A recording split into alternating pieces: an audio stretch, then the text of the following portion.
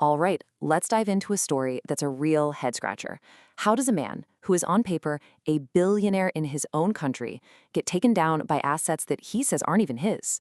It's a paradox, and we're going to unpack it right now. So picture this. In Pakistan, you've got Nawaz Sharif, a declared billionaire, right? We're talking big money. But then you look at the international headlines, and the story is all about disqualification, controversy, all of it. How can both of these things be true at the same time? Well, to figure that out, we have to start with what was officially on the books. Okay, so first up, the official fortune. Let's take a peek at what was actually declared to the Pakistani authorities. This is, the official version of the story. So check this out. Between 2013 and 2016, his declared net worth was hovering around 2 billion Pakistani rupees. Just let that sink in. I mean, that is a staggering amount of money. And what's wild is how fast it grew. Just a few years before, in 2011, it was around 166 million. That's some serious growth. So you might be asking, what does 2 billion rupees even look like? It's not like it's all just sitting in a bank account. Nope. We're talking huge stretches of agricultural land, big-time investments in industries like sugar and textiles, bank accounts with both local and foreign currency, and, of course, some pretty sweet rides, Land Cruisers, Mercedes, the works. It paints a picture of a really established, very wealthy guy.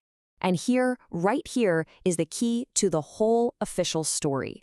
The stance was always crystal clear. Sure, there were foreign currency accounts, there was money coming in from his sons, but there was no direct ownership of any properties abroad. That phrase, direct ownership, is going to be super important, so keep it in mind. Okay, so if you've got a declared billionaire, everything seems to be accounted for, he says he doesn't own property abroad. What's the big deal? Why did this blow up into one of the biggest political scandals we've seen in years? What was the problem? Well, the problem, as it turns out, was buried deep inside a massive leak of secret financial documents. A leak that was about to cause chaos for powerful people all over the globe. The year was 2016, and everything was about to change. A huge data leak, millions and millions of documents from a law firm in Panama got released to the world. They called it the Panama Papers. And it blew the lid off the secret financial world of the rich and powerful. And guess whose name popped up? Yep, the Sharifs. Okay, so a key piece of this puzzle is something called an offshore company. What is that? Think of it like a legal shell. It's a company you set up in a place that has really low taxes and lots of privacy, like the British Virgin Islands. People use them to own things, like, say, a fancy apartment, without having their own name on the paperwork.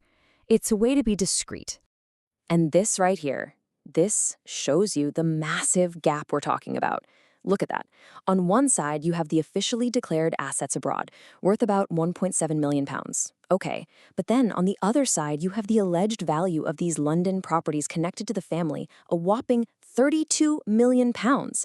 That difference, that chasm between what was declared and what was uncovered, is pretty much the whole story. So now you've got these two totally conflicting stories out in public. You've got the official version, and then you have what the Panama Papers revealed. Something had to give, right? It was only a matter of time before these two narratives crashed into each other, right in Pakistan's Supreme Court. And things moved fast. The leak hits in 2016. Just a year later, in 2017, the Supreme Court kicks Nawaz Sharif out of office. And it didn't stop there. He was then convicted in a case that was all about those London apartments, the famous Avonfield case.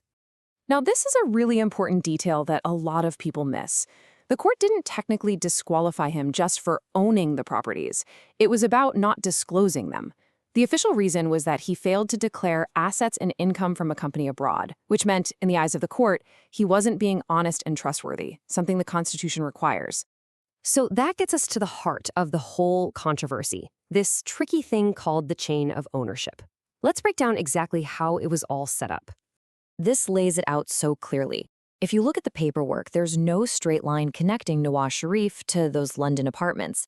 Instead, you see his children listed as the ones who own or benefit from these offshore companies. And those companies, registered in the British Virgin Islands, are the legal owners of the Avonfield properties. The whole legal fight was basically about this. Does that chain of ownership circle back to him, even if it's indirectly? So when you boil it all down, this is what you get. On one side, you have Sharif's camp saying, look, my money is declared in Pakistan. I don't own foreign property directly. My kids are grown-ups, it's their business. But on the other side, the investigation found, well, your family members own these offshore companies, and those companies own multi-million-pound properties. It all came down to one huge question. Was this really their wealth, or was it his, just hidden away and undeclared? And that's what we're left with, really. It's a question that's so much bigger than just this one case, or even one country. For anyone in the public eye, where do you draw the line? Where does their family's private wealth end and their public accountability begin? And that right there is the heart of the billionaire's paradox.